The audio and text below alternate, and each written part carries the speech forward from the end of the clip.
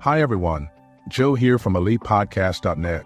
Welcome to another episode where we deliver fully human content, tailored for your ears, and brought to life through AI voice technology. Let's dive in. Just a quick reminder, every topic we cover is designed to help you grow your podcast audience. Today, we're exploring whether you should buy a domain name for your podcast. The short answer, a resounding yes. There's really no compelling reason not to, especially when you consider that it costs around $20 a year. Hopefully, your show name plus.com is still available. But what if you decide against purchasing a domain name? It might seem like a wise choice to skip this step, but it could be short-sighted for several reasons. Your podcast will still have a web presence, but it will be on a subdomain of your hosting provider, like www.yourhost.com/yourpodcastname. This isn't ideal for memorability, SEO, or branding purposes. That's why securing a dedicated domain name for your podcast is considered best practice.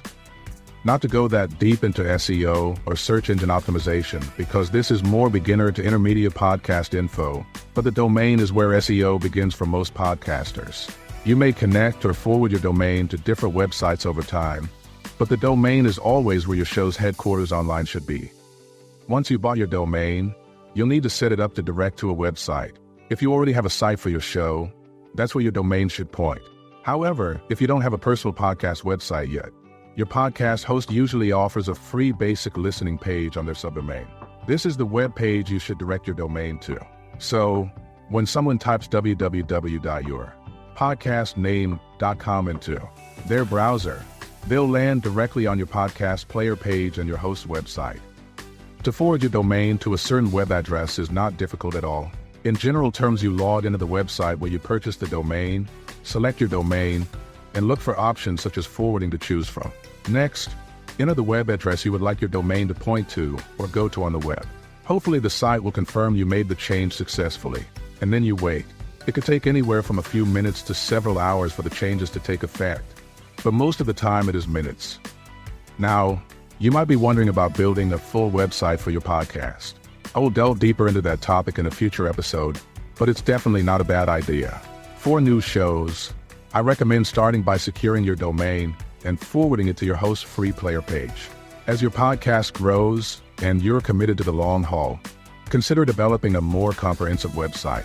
This approach allows you to refine your show's direction based on listener feedback and perhaps even pivot into a niche after some initial episodes and feedback. Email me if you have any more questions about domain names at ElitePodcasts-USA@gmail.com. And be sure to visit the website at ElitePodcasts-dot-net, where I help podcasters with any part of their show. One of the ways I give back to podcasters is through my somewhat famous podcast evaluation report.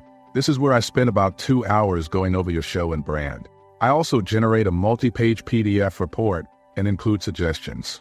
And it is not hundreds of dollars like I see people charging out there. It costs less than a pizza pie does. Recently, a woman ordered one and sent me feedback calling the report really useful and invaluable. That had me feeling good, to say the least. What a treat. Thanks for tuning into this episode of Make Your Podcast Elite. Share your thoughts or questions by emailing me. You'll find the link in the show notes or on the website. Please subscribe and share the show with others. Don't forget to check out the listening page at ElitePodcasts-dot-net/listening. Here you will learn about some great podcasts. If you think your podcast with at least 7 episodes deserves a spot there, send me your podcast link by email. Keep making your podcast elite with Joe from ElitePodcasts-dot-net. Speak with you next time.